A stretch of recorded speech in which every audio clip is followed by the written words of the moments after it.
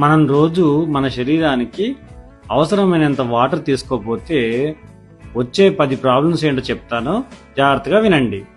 మొదటిది హెడేక్స్, తరచుగా తలనొప్పులు వస్తాయి. రెండోది మలబద్ధకం లేదంటే కాన్స్టిపేషన్. మూడోది కాన్సంట్రేషన్ పూర్తిగా తగ్గిపోతుంది. నాలుగోది చర్మం పొడిబారిపోయినట్టుండి జీవం లేనట్టుగా ఉంటుంది. ఐదోది కిడ్నీలో స్టోన్స్ వచ్చే అవకాశం ఉంది, తరచుగా యూరిన్లో ఇన్ఫెక్షన్ వచ్చే అవకాశం కూడా ఉంది.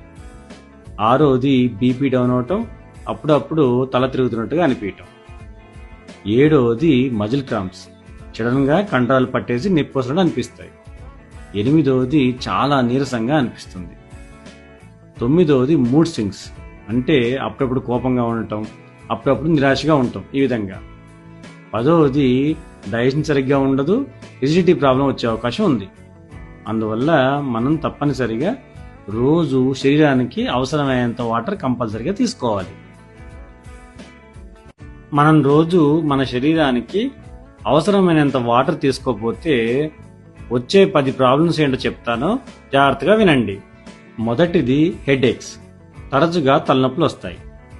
రెండోది మలబద్ధకం లేదంటే కాన్స్టిపేషన్. మూడోది కాన్సంట్రేషన్ పూర్తిగా తగ్గిపోతుంది. నాలుగోది చర్మం పొడిబారిపోయినట్టుండి జీవం లేనట్టుగా ఉంటుంది. ఐదోది కిడ్నీలో స్టోన్స్ వచ్చే అవకాశం ఉంది, తరచుగా యూరిన్లో ఇన్ఫెక్షన్ వచ్చే అవకాశం కూడా ఉంది. ఆరోది బీపీ డౌన్ అవటం, అప్పుడప్పుడు తల తిరుగుతున్నట్టుగా అనిపించటం.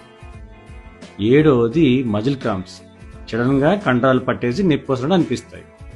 ఎనిమిదోది చాలా నీరసంగా అనిపిస్తుంది. తొమ్మిదోది మూడ్ స్వింగ్స్, అంటే అప్పుడప్పుడు కోపంగా ఉండటం, అప్పుడప్పుడు నిరాశగా ఉండటం. ఈ విధంగా. పదోది డైజెషన్ సరిగ్గా ఉండదు, ఎసిడిటీ ప్రాబ్లం వచ్చే అవకాశం ఉంది. అందువల్ల మనం తప్పనిసరిగా రోజు శరీరానికి అవసరమైనంత వాటర్ కంపల్సరిగా తీసుకోవాలి.